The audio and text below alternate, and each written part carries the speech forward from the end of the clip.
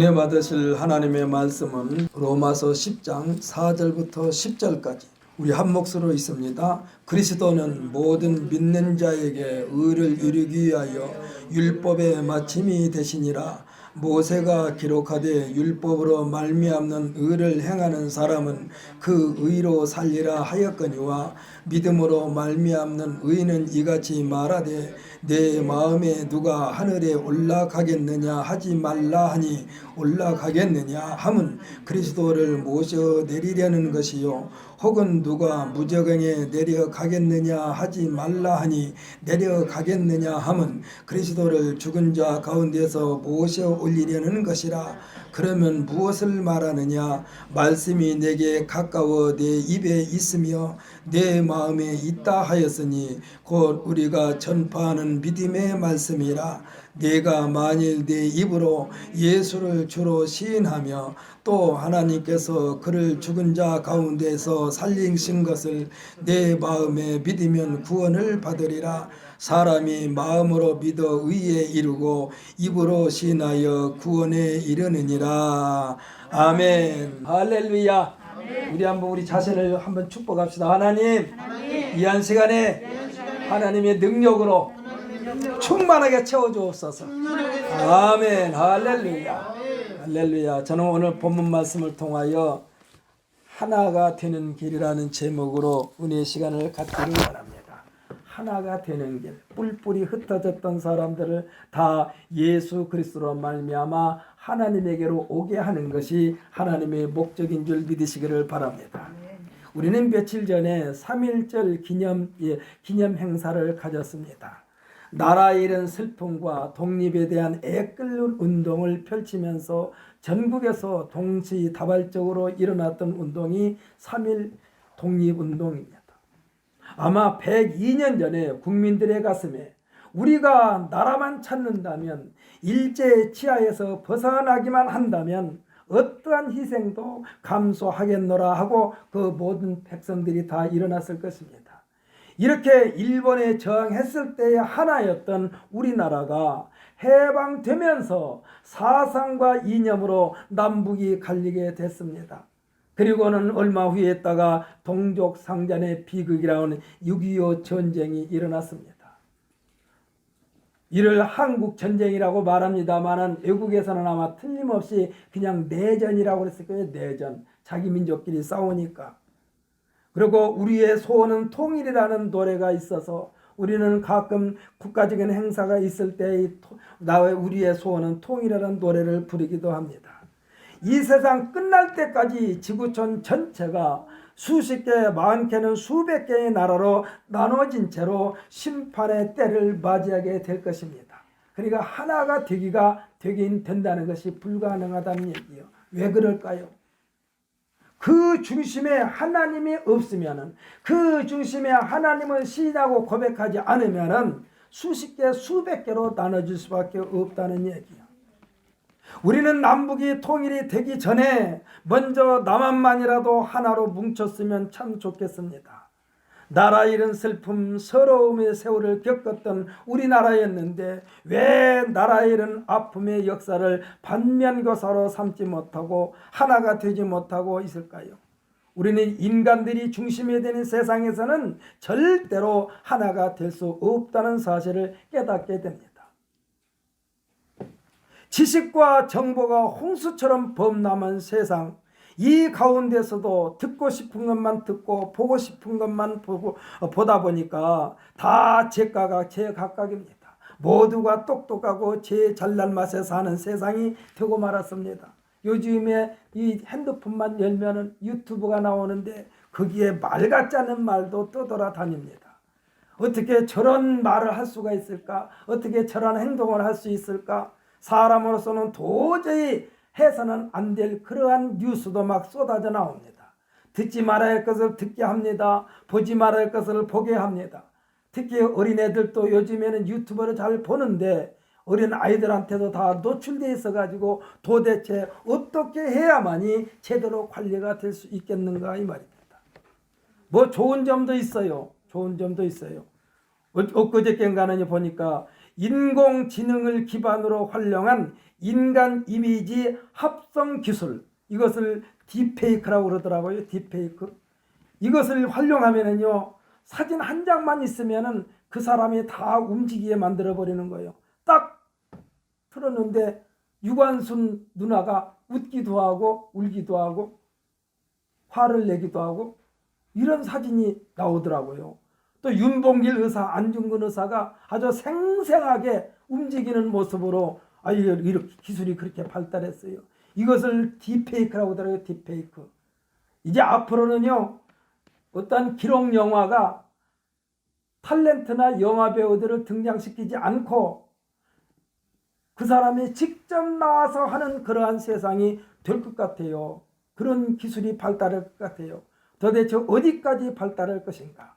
세월이 지난 뒤에, 아마도 수십 년 지난 뒤에 만약의 경우 이대로 발달하면은 김희자 집사님을 딱 치면은 젊었을 때부터 쭉 살아온 과정을 다 필름 드라마처럼 다 보이는 그런 세상이 올 것 같다니까.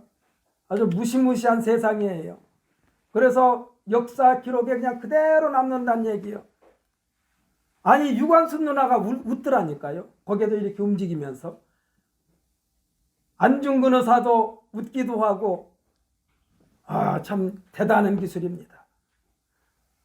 이렇게 어마어마한 지식과 정보가 홍수처럼 범람한 세상이요. 세상이 그러니까 모두가 제잘난 맛에 사는 거예요. 그러니까 하나가 될 수가 없어요. 누구의 가르침이나 지시에 따라서 사는 것이 아니라 공동체 의식, 함께라는 인식을 떨쳐버리고 개인적 사상, 각자 도생하는 세상이 되고 이에 방해가 된다라고 생각되면은 도덕도 윤리도 다 내팽개치는 세상이 되다 보니까 어떻게 사람이 저렇게까지 타락하게 됐을까? 언제까지 숨길 수 있을까라고 생각했단 말인가? 사랑하는 성도 여러분, 조금 전에도 말씀드렸는데 우리가 요즘에 인터넷에 딱 치면 다 나온 것처럼 우리 모습 이전 거를 딱 치면은 세월이 지난 뒤에도 다 이렇게 그냥 필름 돌아같이 돌아간다고 생각을 해보세요. 우리의 행동 하나하나가 참 무섭습니다. 굉장히 조심해야 한다는 얘기야. 그러니까 우리의 모습을 숨길 수가 없어요. 마치 사람의 길을 포기한 듯한 느낌마저 들기도 한 뉴스가 요즘에 막 쏟아져 나오지 않습니까? 성경에 기록된 역사는 언제든지 마음에 하나님 두기를 싫어하게 되면은 짐승처럼 변한다는 사실에 대하여 말씀해 주고 있습니다. 그러니까 마음에 하나님을 두지 않으면은 짐승과 같은 인생이 되어버리는 거예요. 함께라는 단어, 각기 다른 모양의 퍼즐이 빈틈없이 채우면서 아름다운 작품을 만드는 것과 같습니다.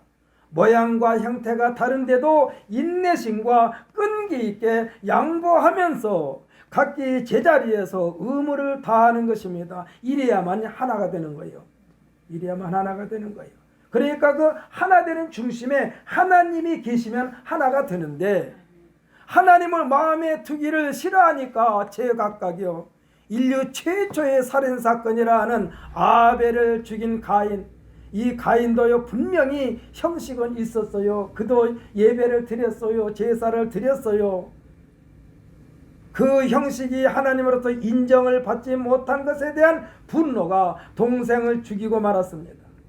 사랑하는 성도 여러분, 우리가 잘못했다라고 누구로부터 이 지적을 당한다면 성경 말씀은 특히 하나님의 말씀을 읽으면서 우리들이 잘못됐다라고 생각되면은 거기에서 그것을 아멘으로 받아들이고 고쳐나가시기를 예수님의 이름으로 축복합니다. 아멘. 그래야만이 하나님과 하나 되는 거예요. 아멘.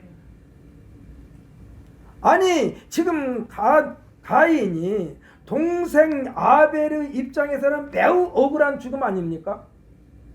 생각해 보세요. 아벨은 잘못한 것이 없어요. 하나님으로부터 인정도 받았어요. 왜 그는 죽임을 당했을까요? 가인의 그 이기주의가 죽인 거예요. 아마 틀림없이 아벨은 하나님께 가서 항의를 했을 것 같아요. 하나님, 왜 내가 형한테 죽임을 당해야만 됩니까? 하나님한테 칭찬받았는데 하나님께서 지켜주셔야만 되는 거 아닙니까? 이렇게 항의를 했을 것 같아요. 이때 하나님께서 아벨에게 무엇라고 대답을 하셨을까요? 이때 아벨에게 하나님이 뭐라고 대답했을까? 궁금하지 않습니까? 이 세상에 사는 모두가 하나님께서는 아벨과 같이 깨끗하게 살고 하나님을 잘 섬기면서 아름다운 흔적을 남기기를 원하신 줄 믿으시기를 바랍니다. 10장 1절에서 우리가 읽지 않았습니다만 10장 1절에서 형제들아 내 마음에 원하는 바와 하나님께 구하는 바는 이스라엘을 위함이니 곧 그들로 구원을 받게 함이라 했습니다. 여기에서 구원은요 하나님과 함께 하시는 영생을 일컫는 말씀이요. 우리가 구원받았다는 얘기는 하나님과 하나가 되었다는 뜻이요.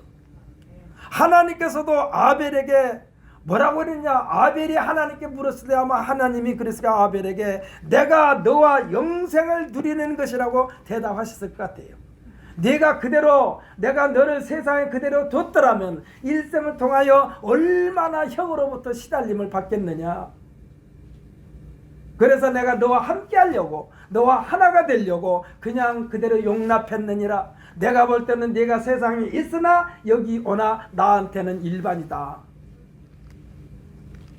예수님께서 유대 땅에 오신 것도 너희가 율법과 계명에 젖어 있으면서 습관에 되어 있는 타성에서 벗어나 하나님의 의가 무엇인지 확실하게 알게 하려는데 어찌하여 그 테두리를 벗어나지 못하느냐.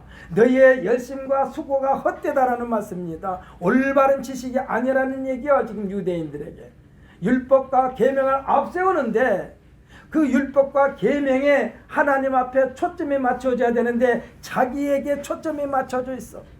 자기에게. 그러니까 유대 땅에 예수님께서 오셔서 제발 제대로 하나님 앞에 서자. 그러면서 예수님께서 그들에게 오셨는데 예수님을 배척한 거예요. 예수님께서 지적해 주셨는데 그걸 배척하는 거예요. 침례 요한이 지적해 줬는데 그걸 배척하는 거예요. 회개하라 천국이 가까우느니라. 그러면은 회개해야 되는데 내가 뭐가 회개할 것이 있어? 하나님 말씀대로 살았는데 언제 하나님 말씀대로 살았어? 자기 자신은 하나님 말씀에 대해서 다 알고 있으면서 다른 사람을 정죄하는 데 사용했다는 얘기예요. 정죄하는 데 사용했다는 얘기예요. 사랑하는 성도 여러분, 우리는요 항상 하나님의 말씀이 지금 나에게 하신 말씀으로 받아들이시기를 예수님의 이름으로 축복합니다. 그래야만이 하나님과 하나가 되는 거예요. 사랑하는 성도 여러분, 우리가 예수님에 대하여 얼마만큼 깊이 알아야 구원을 받는다고 생각하십니까?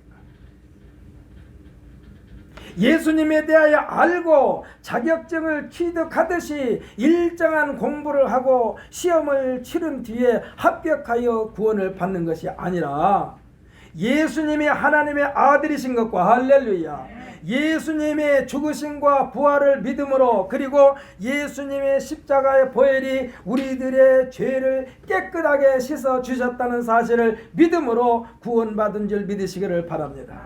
예수님을 믿음으로 구원받는 거예요. 하나님 말씀에 대하여 지식을 많이 쌓는다고 구원받는 것이 아니란 얘기예요. 우리들이 노력의 대가로 받는 것이 아니라 순전히 믿음으로 구원을 받았으니 전적으로 예수님의 은혜와 하나님의 사랑으로 받은 줄 믿으시기를 예수님의 이름으로 축복합니다. 그러면 어떻게 해야 되겠어요? 내 안에 항상 예수님으로 하여금 좌정에 계시도록 해야 한다니까. 할렐루야. 뒤에 달로 좀 꺼졌으면 좋겠네요. 지금 사도 바울이 이스라엘을 안타깝게 여기는 것은 어찌하여 너희를 하나님과 하나가 되게 하려고 예수님이 오셨는데 그 구원의 손길을 뿌리치느냐 이 말이에요. 지금 사도 바울이 유대인들에게 제발 예수를 받아들이라는 권고요. 사랑하는 성도 여러분, 너희가 그토록 목매여 기다리는 메시아를 못 알아보느냐 이 탄식입니다. 지금도 하나님은 우리에게 말씀합니다. 돌아오라 돌아오라 돌이키려면 내게로 돌이키라 라고 지금도 말씀하고 있어요. 사랑하는 성도는 오늘 이 한 시간에 예배에 참석한 우리 성도들 억지로 끌려 나왔습니까? 그러면 힘들어요. 억지로 나왔으면 수고하고 무거운 짐이 되는 거예요. 예수님은 수고하고 무거운 짐진 자다 다 내게로 오라고 그랬는데 여러분들께서 억지로 끌려 나오면은 오히려 무거운 짐, 수고스러운 짐을 더 어깨에다 얹은꼴이 되는 거예요. 억지로 나오지 말고 즐거움으로 나오시기를 예수님의 이름으로 축복합니다. 그러면은 참 쉼이 되고 참 평안이 돼요. 그런데 억지로 나오면은 또 하나의 짐이 어깨에 덮어진다니까. 예수 그리스도가 하나님의 의인데 너희가 세우려는 그 의 때문에 하나님의 의에 복종하지 않고 외면하려느냐라고 지금 말씀하고 있는 거예요. 사도 바울이. 예수님은 하나님에 대하여 아주 쉽게 단순하게 가르쳐주고 계십니다. 복잡하게 얽혀있는 율법과 계명으로도 설명이 불가능하다는 거예요. 계속해서 무거운 짐 수고로움만 더할 뿐이라는 얘기야. 사랑하는 성도 여러분, 우리가요 예수를 믿음으로 구원을 받았는데 신앙생활을 하다 보니까 예수를 믿는 것만으로는 구원받지 못한다라고 착각하고 있지 않습니까? 혹시? 하나님의 말씀을 읽으면서 이래야만 구원받는데 이래야만 구원받는데 이거 아니에요. 예수를 믿음으로 말미암아 구원을 받았으니까 하나님의 말씀을 즐거움으로 먹고 소화시키시기를 예수님의 이름으로 축복합니다. 저는 가끔 이런 말을 합니다. 제 자신에게도 그런 말을 해요. 하나님이 종거라 너를 목사로 세웠는데 내가 목사의 역할을 제대로 못하면 하나님께서 가만두겠느냐? 저한테도 그렇게 제가 자신에게 책망을 해요. 하나님 말씀대로 목회를 해라. 하나님 말씀대로 성도들을 가르치라. 사랑하는 성도 여러분, 여러분이 우리 신광순복음교회 집사님이십니까? 집사님이면요, 집사님 자리를 지키면은 그것이 하나님의 영광이 되지만은 집사님 자리를 지키지 못하면은 그것이 또 하나의 짐이 되는 거예요. 근데 우리나라의 모든 교회 정책이 나는 그렇게 봅니다. 네. 집사를 임명을 했어요. 근데 1년 동안 쭉 목사님이 지켜보니까 신앙생활 하는 것을 보니까 집사님을 내년에는 집사 직분을 주지 말아야 되겠다 해가지고 집사 직분을 안 주면은 또 그것 때문에 시험 들어. 그러니까 또 그냥 또 집사 직분을 또 줘. 사실은요, 집사 직분을 잘못했으면은 데려다 놓고 당신 집년도에 이렇게 보니까 집사 직분을 제대로 감당하지 못했으니까 내년에는 그냥 평신도로 있으세요. 평신도도 집사나 마찬가지니까 하여튼 직분을 받지 마세요. 이러면은 아마 틀림없이 그 다음에 교회 안 나올 사람들이 많아. 전에 있던 교회, 제가 섬겼던 교회 목사님이 지난번에 만났는데 무슨 말씀을 하시느냐. 이 코로나 바이러스 때문에 이 하나님께서 이번 교회에 쭉정이와 알곡을 나눌 것이다. 쭉정이가 누구고 알곡이 어떤 신장가를 나누실 것이다. 이런 말을 했더니 그날 어떤 집사님이 그러면 나는 쭉정입니까? 라고 하더니 그 다음부터 교회 안 나온대요. 사랑하는 성도 여러분, 바른 말을 해주면 그걸 받아들이는 우리 모두가 되시기를 예수님의 이름으로 축복합니다. 바른 말을 받아들이지 않으니까 시끄러워요. 바른 말을 받아들이지 않으니까 하나님과 하나가 안 되는 거예요.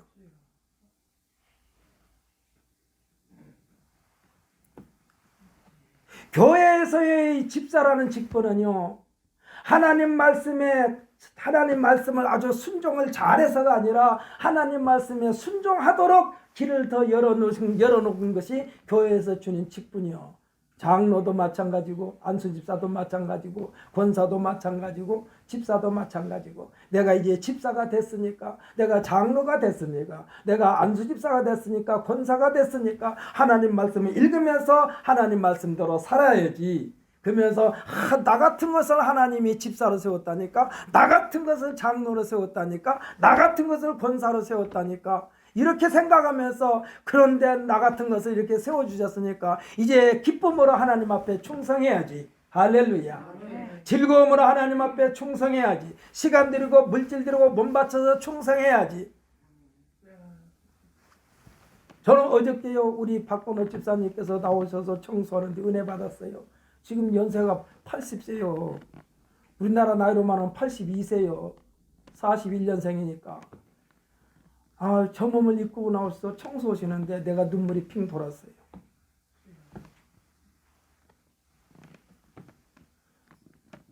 그렇게 충성하는 모습 하나님께서 보실 때 얼마나 기뻐하실까. 여러분은 억지로 하십니까? 억지로 하지 마시고 나에게 건강 주셨으니까 재미있게 하시기를 예수님의 이름으로 축복합니다. 제가요 지금보다 젊었을 때죠 뭐. 막 제가 하는 일이 무거운 짐을 지고 오르락내리락 하는 그러한 직업을 가지고 있었으니까 계단을 올라가려면 무릎을 한번 제가 잘못 꿇어가지고 혼났어요. 이게 너무나 무거운 짐이기 때문에 이게 그냥 일어나니까 힘들어서 무릎을 땅에다 대고서 이렇게 짐을 잃었는데 이 무릎이 땅에서 이렇게 한번 비벼져 버렸어. 그러니까 땅에서 한번 비벼져 버리니까 이 살과 뼈가 따로 도는 것 같아. 이 무릎이. 그래가지고 얼마 동안 혼났어요.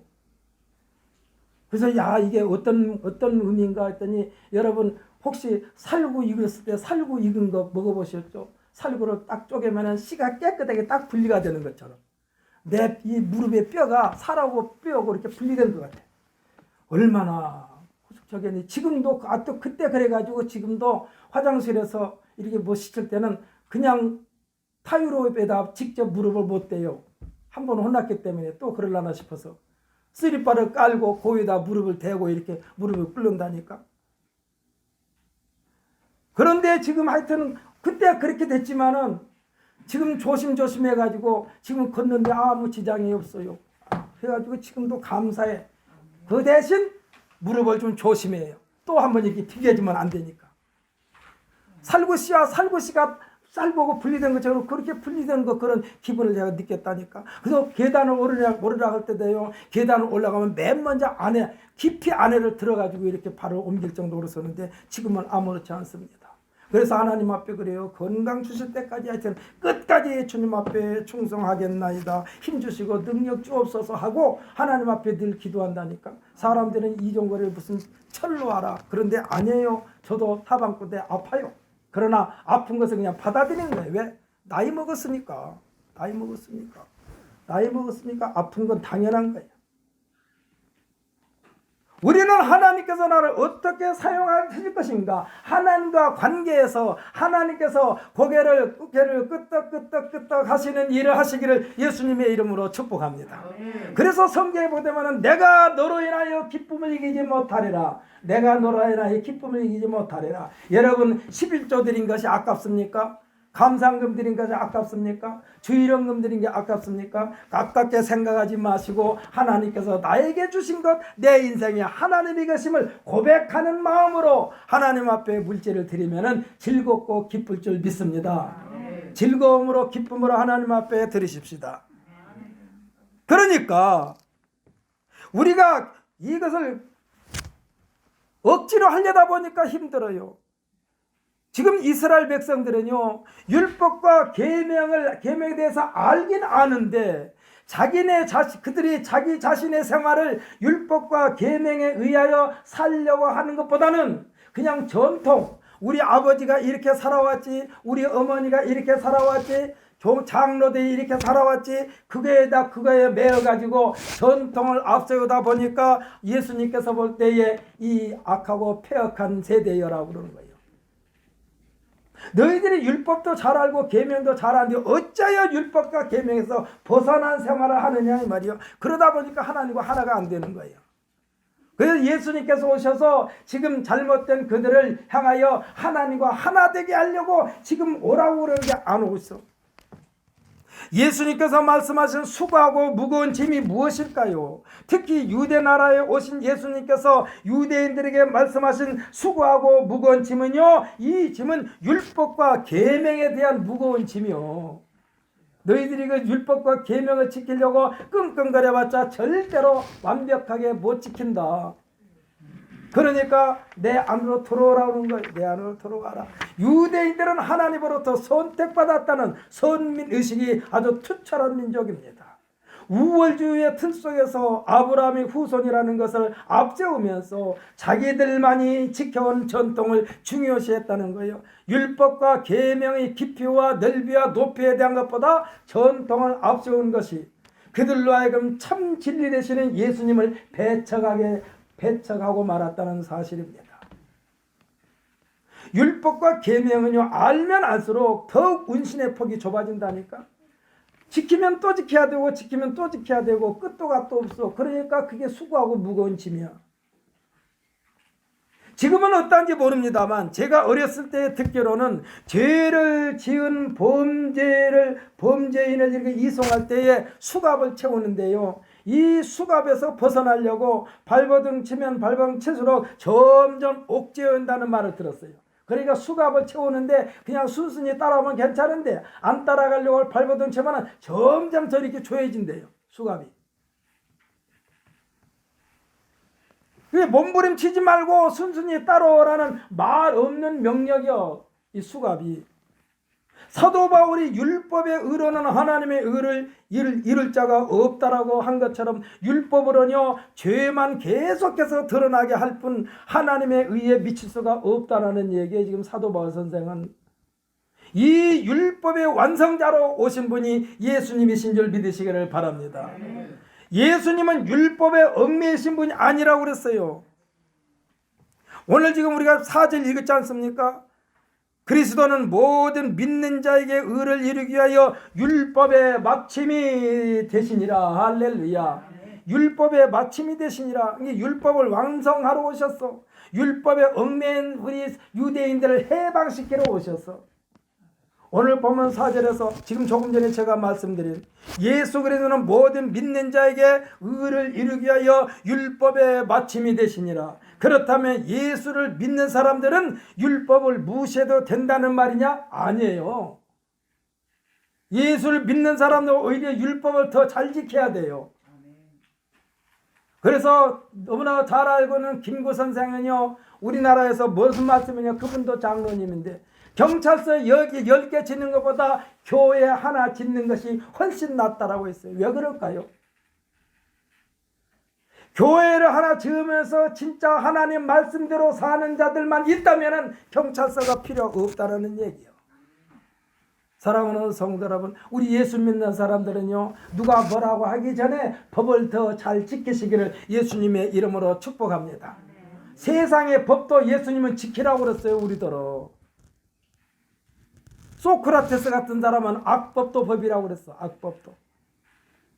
예수님은 예수 그리스도를 믿음으로 구원을 받았으니 너희 스스로 노력하고 수고하여 구원을 얻으려는 헛수고를 하지 말라라고 말씀했어요.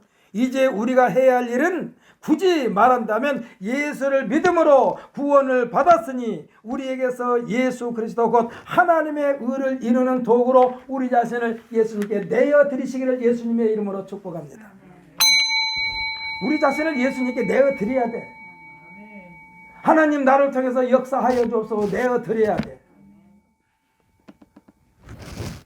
우리들은 언제라도 때와 장소를 가리지 않고 우리를 죽이고 도둑질하고 멸망시키려는 악한 세력들에게 완전히 100% 노출되었다라고 생각하시기를 바랍니다.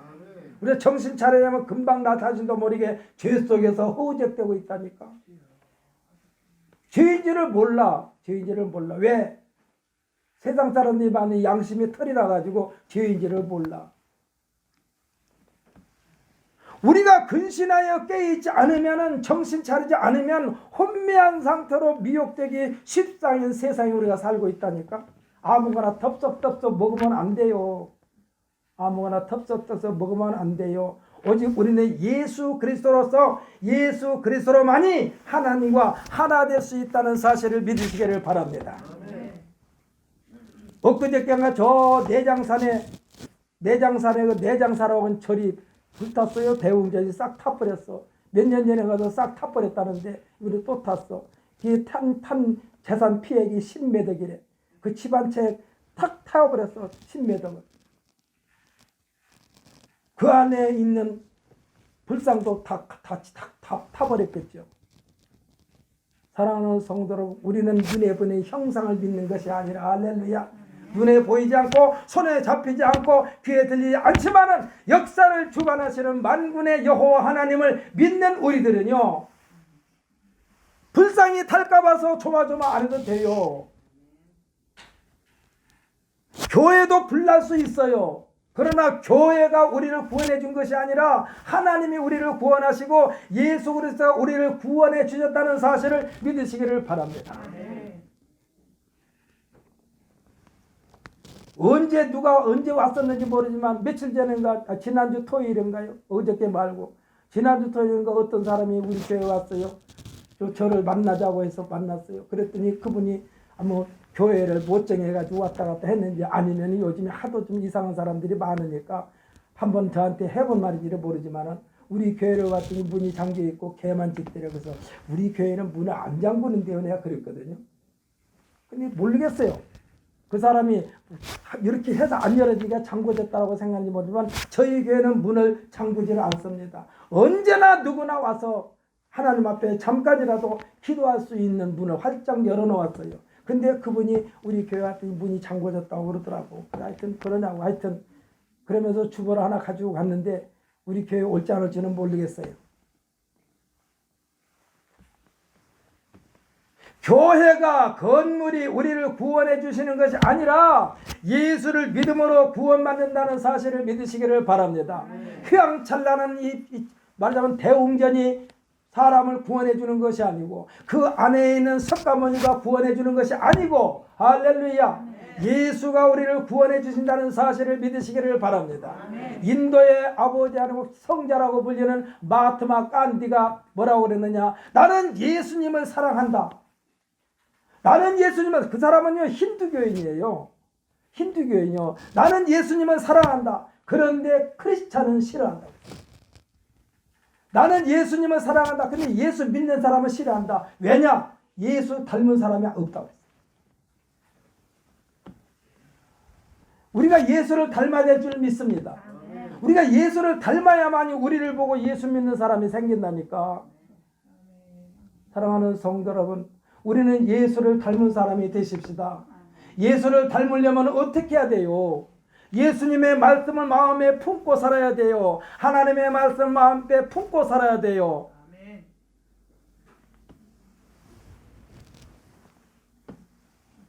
성경에 보게 되면 요셉이란 인물이 나오는데 요셉은요 굉장히 잘생기고 멋있나 봐요. 그러니까 이 성경에 요셉을 향하여 아담하게 사람들로부터 아주 시선을 끌을 만큼 잘생기고 멋있게 생겼나 봐.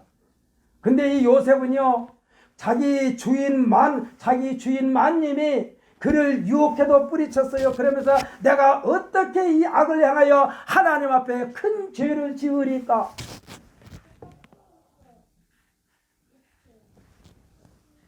예수님을 마음에 품고 살면은, 하나님의 말씀을 마음에 품고 살면은 죄라는 것이 한 길로 왔다 일곱 길로 도망갈 줄 믿으시기를 예수님의 이름으로 축복합니다. 그래서 예수를만 제대로 믿으면은 세상에 시끄러울 수가 없어요. 하나님과 하나가 되니까. 하나님과 하나가 되니까.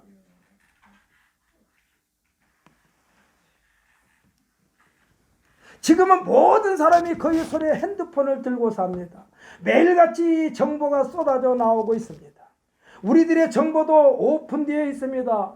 멋모르고 버튼 한번 잘못 누르면 낭패 보는 세상이 지금요. 정신 차리자고요. 우리가 가끔 전화를 받으면은 막 빵빠레가 울리면서 뭐 당첨되었습니다. 어쩌고 저쩌고 몇 대가 쭉 남았으면 깜짝 놀라서 얼른 끊어버린다니까. 내가 뭐 당첨돼? 지네들이 뭘 당첨돼? 그냥 당첨됐으면 그냥 지네들이 내 거 번호 아는 것처럼 그냥 조용히 내 계좌에다 돈 좀 넣어주지. 내 번호는 어떻게 하라는지 몰라도 빵빠레를 울리면서 당첨되었습니다. 축하합니다. 막 멘트가 한참 나와 정신을 바짝 차려 얼른 끊어버린다니까. 거기에 솔깃해가지고 오면 또 뭐 누르세요 그럴 것 같아서.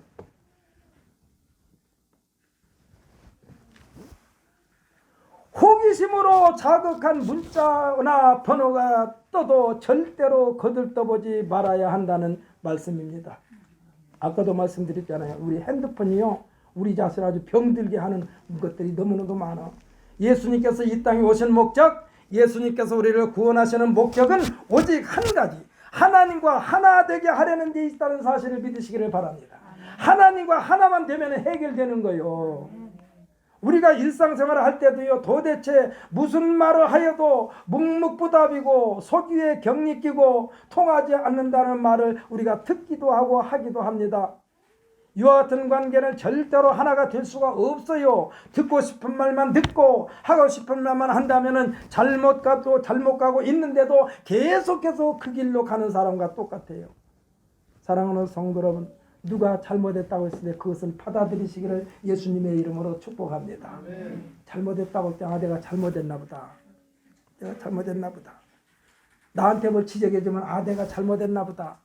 다시 한번 나 자신을 돌아보는 침례 요한의 부르짖음도 예수님께서 전파하시는 천국복음도 하나님의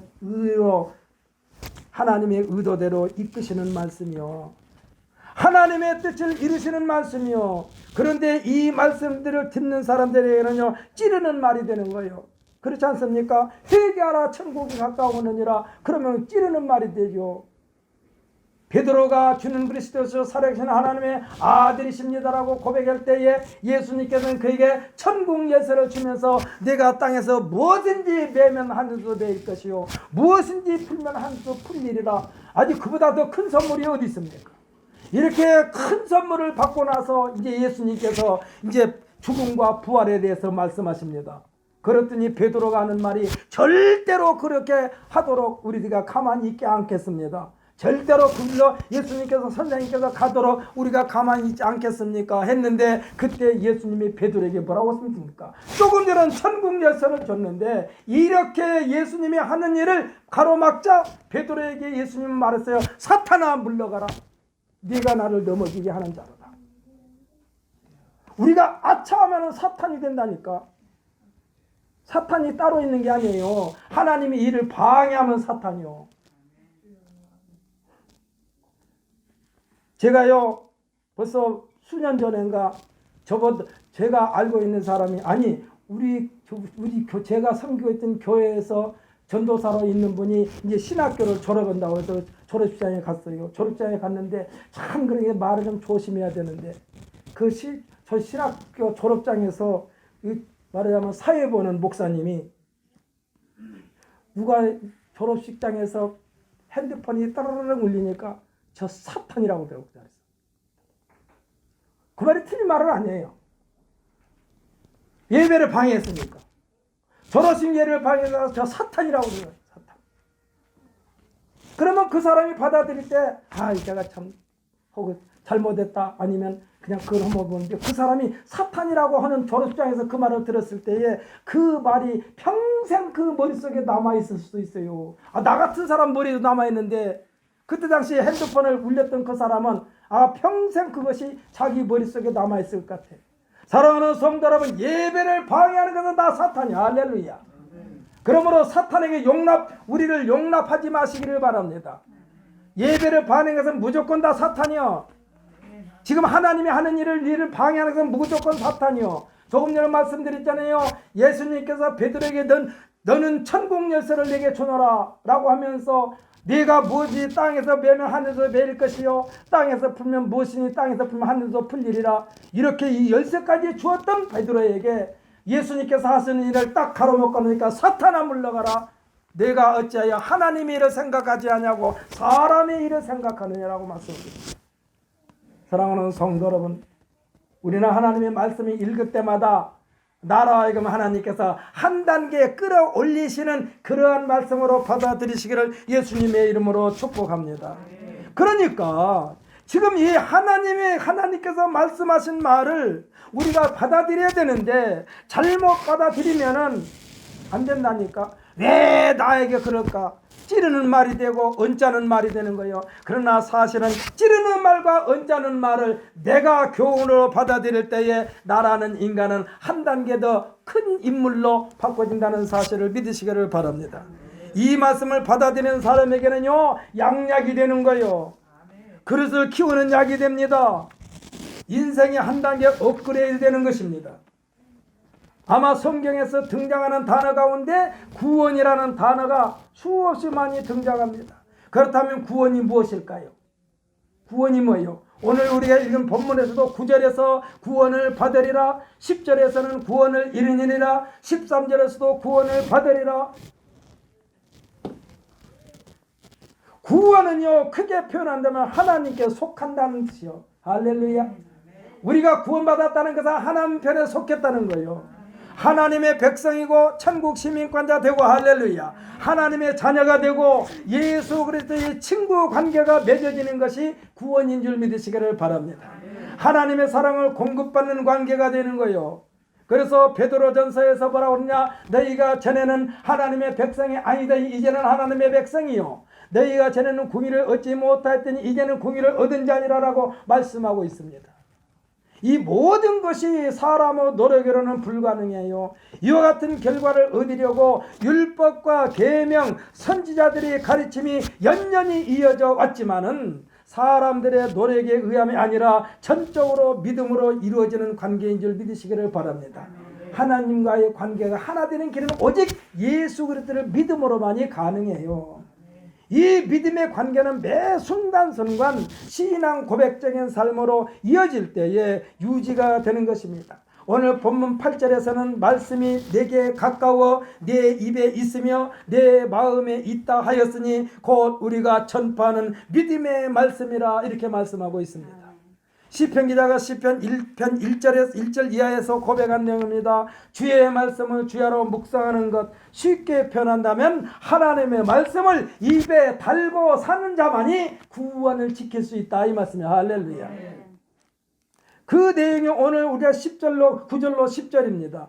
우리 9절로 10절 한번 읽어봅시다. 9절로 10절 함께 있습니다. 내가 만일 내 입으로 예수를 주로 시인하며 또 하나님께서 그를 죽은 자 가운데서 살리신 것을 내 마음에 믿으면 구원을 받으리라. 사람이 마음으로 믿어 의에 이르고 입으로 시인하여 구원에 이르느니라. 아멘. 할렐루야. 구원에 이른다는 것은요, 마치 외출했다가 집으로 돌아온 것처럼 안심과 평강과 기쁨의 자리에 들어온다는 얘기요. 할렐루야. 하나님은 누구를 막론하고 차별이 없으시다는 것입니다. 하나님은요, 중동의 작은 나라, 우리나라 경상도보다도 작은 땅덩어리 이스라엘이라는 나라를, 이 나라를 무대로 사용하셨어요. 이 이스라엘은 무대를 통하여 세계 모든 나라 사람들을 관객으로 하여 하나님의 존재를 부각시키면서 유대인이나 헬라인이나 차별 없이 구원의 대상으로 삼으신 줄 믿으시기를 바랍니다. 어떤 사람에게? 예수를 믿는 자들에게. 할렐루야. 그러면서 하나님과 하나 될 수 있는 길이 오직 예수 그리스도인 것입니다. 예수님은 외면한 채, 예수님을 외면한 채 구원에 대하여 논쟁을 벌인다면 이것이 사도 바울 선생이 갈라디아서 1장 6절로 10절에서 쏟아부은 다른 복음이요. 다른 복음이요. 예수를 빼버리면 다른 복음이요. 예수를 빼버리고 거기다 다른 걸 더하면 다른 복음이요. 다른 복음의 끝은 뭐라고 하냐? 저주를 받을지어다. 저주를 받을지어다. 오늘 보면 13절의 말씀을 성경 66권을 한 줄로 펴는 것입니다. 우리가 읽지는 않았죠. 13절 말씀, 성경 창세기 1장 1절부터 요한계시록 장 마지막 절까지의 내용이 뭐냐? 그 말이 누구든지 주의 이름을 부르는 자는 구원을 받으리라. 이 말씀이요, 결국은요, 성경 전체가 누구든지라고 그랬어요. 누구든지. 한때 개그 프로그램에서요, 유명한 말이 있죠. 여러분 기억하실지 모르겠네. 참 쉽죠. 이런 말이 있었잖아요. 개그맨이. 참 쉽죠. 구원받는 길이 참 쉽습니다. 할렐루야. 예수만 믿으면 되는 거예요. 중요한 것은 예수만이에요. 예수만. 그냥 예수를 위하여 예수만.